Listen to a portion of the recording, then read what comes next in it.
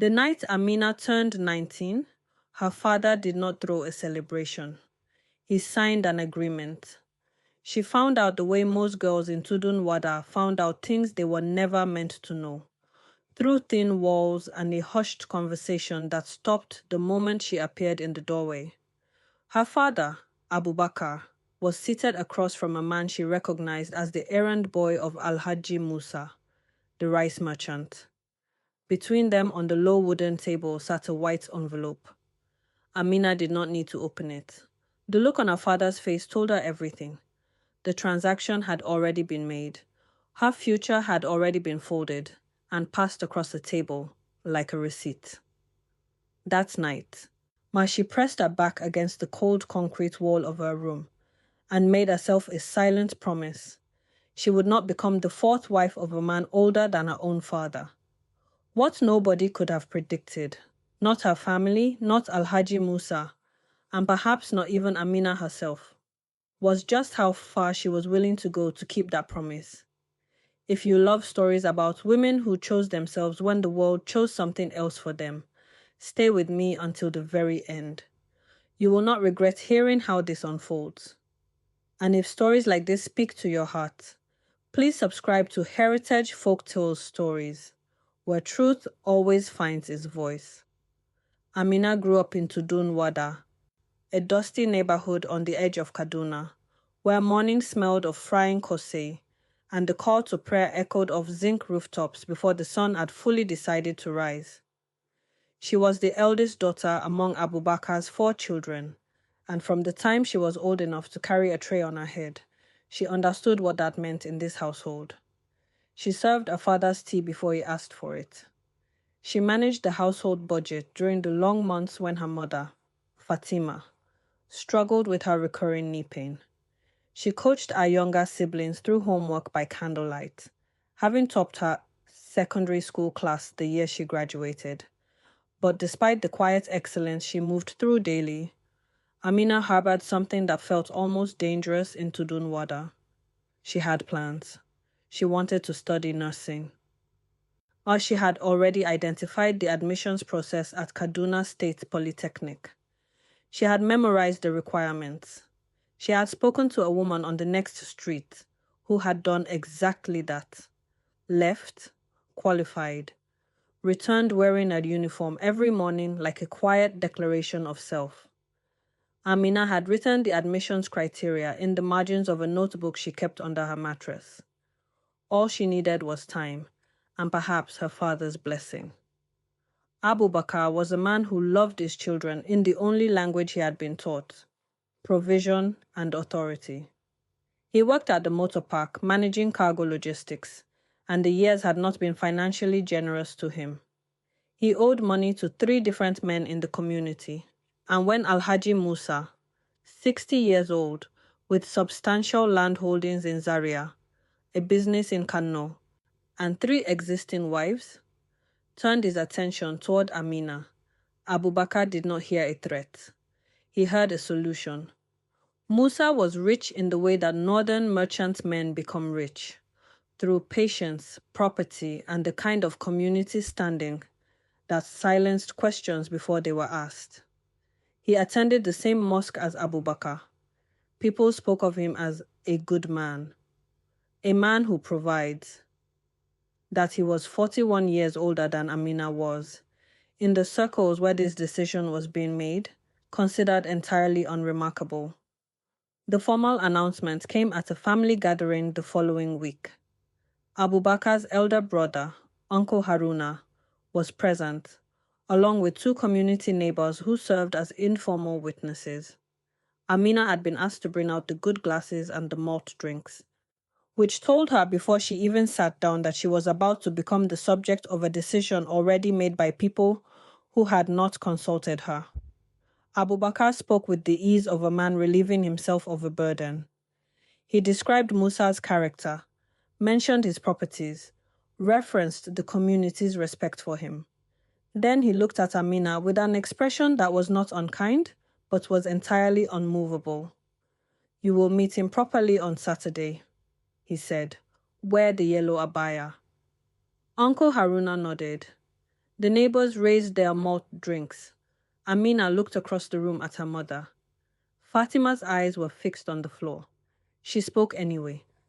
"Baba," she said, keeping a voice careful and steady. "I want to continue my education. I want to study nursing." The room shifted, not with anger, but with something worse: amusement. "There is a nursing school in Musa's area," Uncle Haruna said, chuckling. "His wife can study nursing if she wants."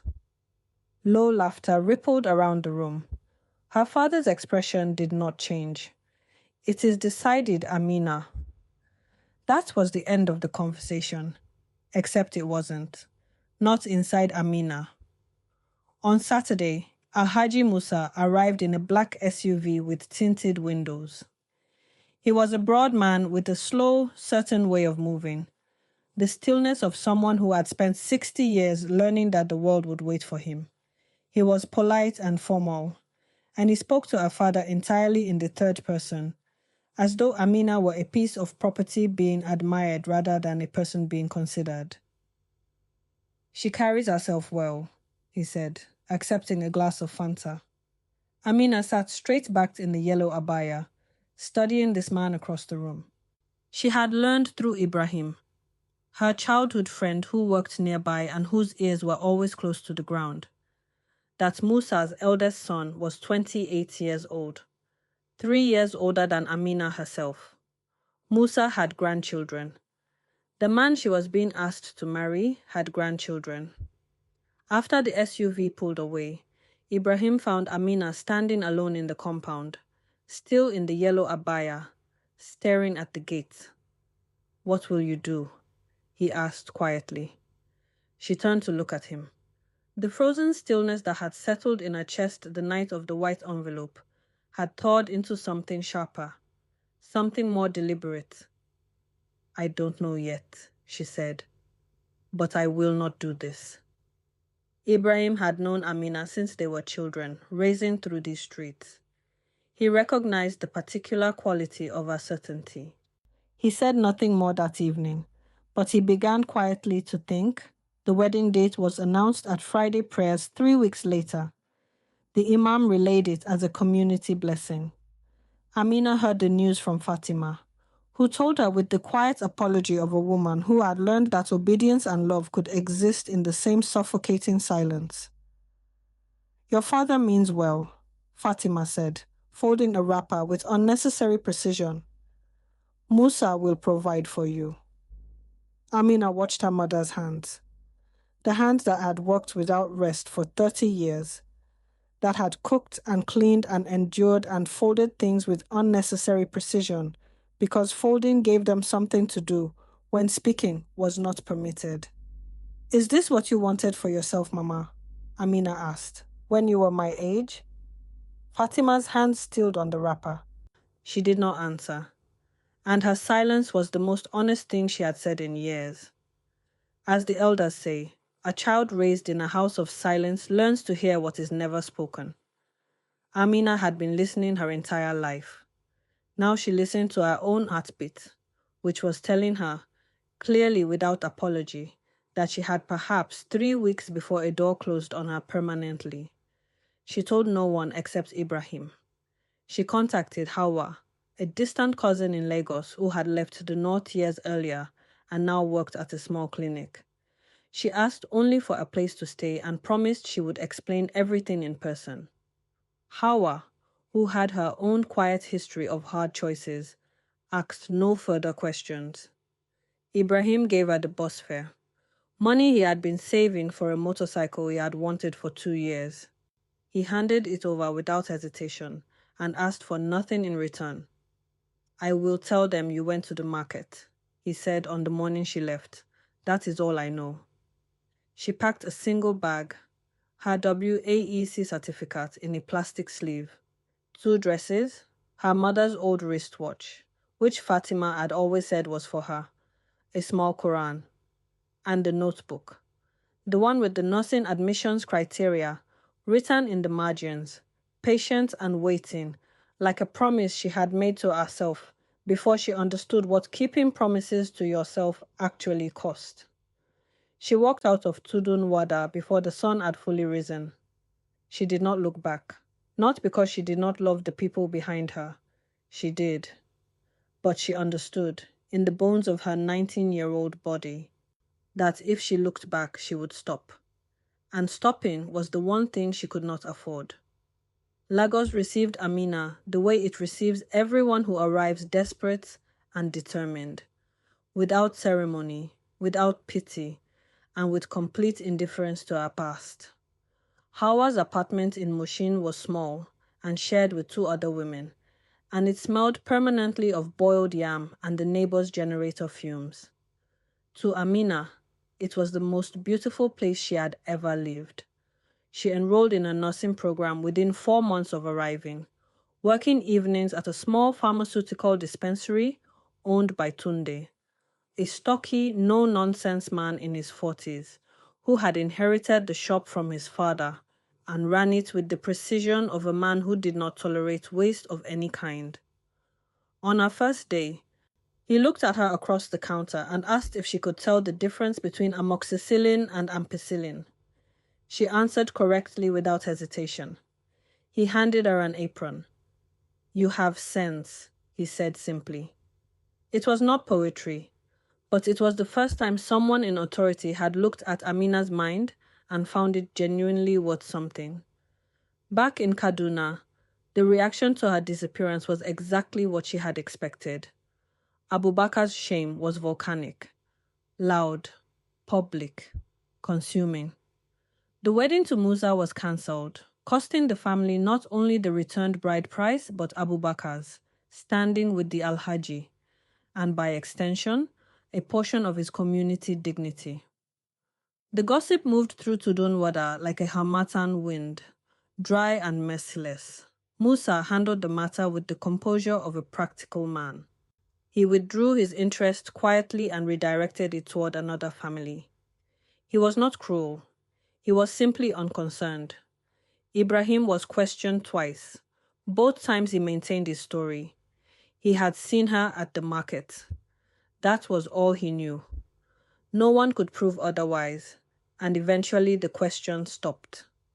Fatima said almost nothing publicly, but Ibrahim told Amina, in a phone call months after her departure, that her mother had gone very quiet since she left, and that this particular silence had a different quality to it. It had weight. Something that felt, he said carefully, like release. Amina did not allow herself triumphant feelings when she heard this. What she felt was more complicated. A grief for her mother that would take years to fully name, and a love for her that did not require justification. 4 years passed. Amina qualified as a community health nurse at 23 and accepted a position at a primary healthcare center in Surulere. She began sending money home every month, quietly, through Fatima first, for the younger children's school fees. Then came the year that shifted everything. Abubakar suffered a mild stroke. The medical costs arrived quickly, and the family discovered what happens when dignity has been built on social performance rather than financial structure. The money simply was not there. Uncle Haruna, the same man who had laughed at the idea of Amina studying nursing 4 years earlier, called Ibrahim and asked if there was any way to reach her. Ibrahim called Amina. He told her what had happened. He did not ask her for anything. He simply told her the truth, as he always had. Amina was quiet on the phone for a long time. She thought of her father's face the night he announced the marriage, unmovable as stone. She thought of the white envelope on the table. She thought of Musa walking slowly into their compound, and of Fatima folding a wrapper with hands that had no other outlet. She thought of the notebook under the mattress, and of the morning she walked out of Tudun Wada before the sun rose. Then she remembered something her grandmother used to say, and her grandmother had chosen her words the way a careful farmer chooses seeds, never wasting a single one. The river does not forget where it began, her grandmother had said, even when it has learned to run in a different direction. Amina transferred the money for her father's medical treatment that same evening. She did not do it for recognition. She did not do it waiting for apology or a ceremony of vindication. She did it because she had built herself into a woman who could afford mercy, and because she had come to understand that choosing yourself does not mean abandoning everyone else. It simply means surviving long enough to have something left to give. She traveled to Kaduna for the first time in 4 years when Abubakar was discharged. The compound looked smaller than she remembered. The zinc rooftop still caught the afternoon light the same way. Fatima met her at the gate. She held her daughter for a long time and said nothing. Sometimes the body speaks the apology the mouth has never learned to form. Amina understood this and held her mother in return. Abubakar could not look at her directly for the first 2 days. On the third morning, she brought him his tea. Old habit, the muscle memory of a daughter, and he held the cup and was quiet for a long while. "You did well for yourself," he said finally. It was as close to an apology as Abubakar knew how to come. Amina accepted it for what it was, not because it was enough, but because grace does not demand perfection before it is extended. The neighborhood that had once whispered about her disappearance as a scandal now spoke of her with the particular admiration communities reserve for people who succeed in spite of them. She was called that nurse daughter of Abu Bakar's, and the way it was said had changed entirely. And Alhaji Musa, who had long since moved forward with his life, passed Amina one afternoon in the Kaduna market without recognition. She recognized him. She adjusted the strap of her bag and kept her eyes forward and kept walking. There is a proverb that says, "Patience is the medicine for living in this world." But Amina's story teaches us something deeper than patience. It teaches us the difference between patience that preserves you and patience that consumes you. She had endured, she had waited, and she had understood in the clearest and most honest moments of her life, when enduring had become disappearing. She had been promised to a man who saw her as a transaction. She ran, not from her culture, not from her faith, not from love, but from the version of her life that required her to vanish inside it. And she had built, with her own hands, in her own name, on her own schedule, exactly the life she was always supposed to have. The lesson this story leaves with us is this: no tradition, no family arrangement, no pressure from elders has the moral authority to extinguish a person's God-given future. Authentic love, whether from a parent, a community, or a culture, always makes room for its children to become themselves. When it does not, the wisest and most courageous thing a person can do is refuse to wait for permission. Before you go, I want to hear from you. What moment in Amina's story moved you the most? Was it her courage the morning she left, her mother's silent release, or her choice to return with mercy rather than bitterness? Share your thoughts in the comments, and please tell us, where in the world are you watching from today? Drop your city or your country below. We always love to know who is in this family. If stories like this one speak to something real in you, stories of women who rise, of families that find their way back to each other, and truth that refuses to stay buried, then you are exactly where you are meant to be. Subscribe to Heritage Folktales Stories. Come back for more. We are here every week with new stories because in this house, truth always finds its voice. Thank you for watching.